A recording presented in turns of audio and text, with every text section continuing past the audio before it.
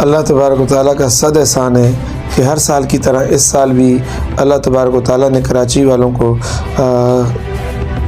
تبلیغی اجتماع کے سالانہ جوڑ سے جو ہے نا ہمیں نوازا ہے۔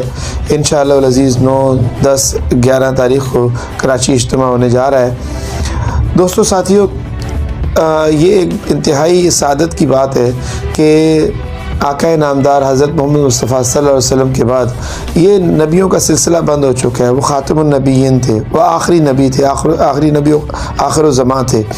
ان کے بعد اب نبی نہیں آئیں گے، اور یہ نبیوں والا کام ہم ان کے امتیوں کو جو ہے نا سونپ دیا گیا ہے۔ اور یہ جو تبلیغی جماعت کے متعلق کچھ تھوڑی سی بدگمانی کا آتا ہے، میں اس سلسلے میں ایک وضاحت کرنا چاہوں گا۔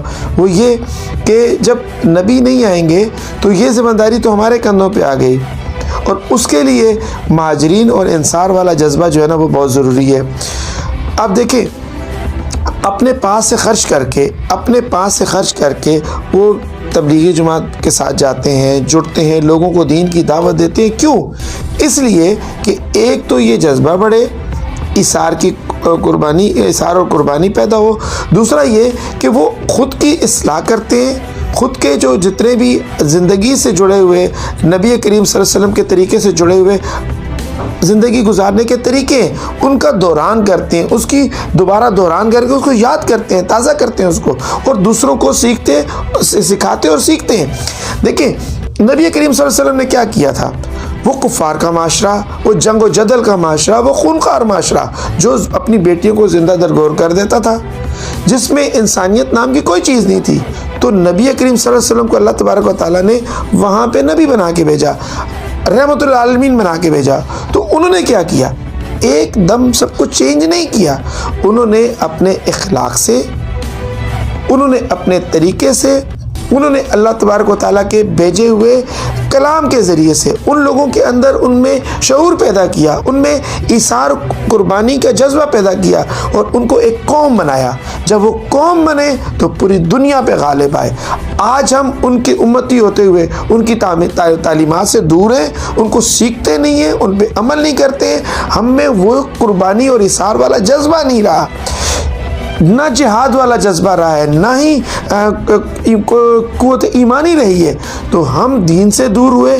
اب یہ تبلیغی جماعت والوں کا ہم پہ احسان ہے، ایسے تمام لوگوں کا، اولیاء کرام کا، بزرگان دین کا، ایسے اولیاء کرام کا جنہوں نے دین کے لیے محنت کی، اس کی تبلیغ کی، اس کی ترویج کی، اس کے لیے وقت لگایا، اس کے لیے ٹائم دیا اور قربانیاں دی۔ اور تبلیغی جماعت کے ساتھی بھی یہی قربانیاں دیتے ہیں، ان کا بھی مطمع نظر یہ ہے، اور ان کا ایک چھٹا 6 چیپٹر میں کہوں گا، اس میں سے چھٹا اکرام مسلم ہے، اور اکرام مسلم کی تو ہمارے پاس کمی ہے۔ وہ کمی کیا ہے؟ ہم ایک دوسرے کی قدر نہیں کرتے، ایک دوسرے کا احساس نہیں کرتے۔ اگر ہمارے معاشرے میں یہ قدر اور احساس بھی پیدا ہو جائے تو خدا کی قسم، جتنی ہمارے نبی صلی اللہ علیہ وسلم کی تعلیمات بہترین ہے، جتنا ہمارا دین بہتر ہے، جتنا ہمارے نبی اور ان سے وابستہ ان کے صحابہ کرام کا، اولیاء کرام کا، اہل بیت کا، آل رسول کا عمل تھا، اس جیسا عمل بھی کوئی نہیں ہو سکتا۔ اور وہی طریقہ لے کے تبلیغی جماعت بھی نکلتی ہے، اس کی ترغیب کے لیے نکلتی ہے، اس کی ہی اصلاح اور اپنی زندگیوں میں پیدا کرنے کے جذبے کے تحت نکلتی ہے۔ خود کی قربانی، اپنی جیب کی قربانی، اپنی جان و مال کی قربانی، اپنے پیاروں کو گھر میں چھوڑ کے ان کو دوسروں کے لیے رستوں میں نکلنا، اپنی اصلاح کے لیے نکلنا، یہی جذبہ ہے، یہی آخرت کی کامیابی بھی ہے، اور ہم سب کو ایک کامیاب زندگی کی طرف لے جانے والی نجات کی راہ بھی ہے۔ تو آئیں دوستو، اس کو کامیاب بنائیں اور اپنا کردار بھی ادا کریں اور اپنا حصہ بھی ڈالیں۔ وما علینا الا البلاغ۔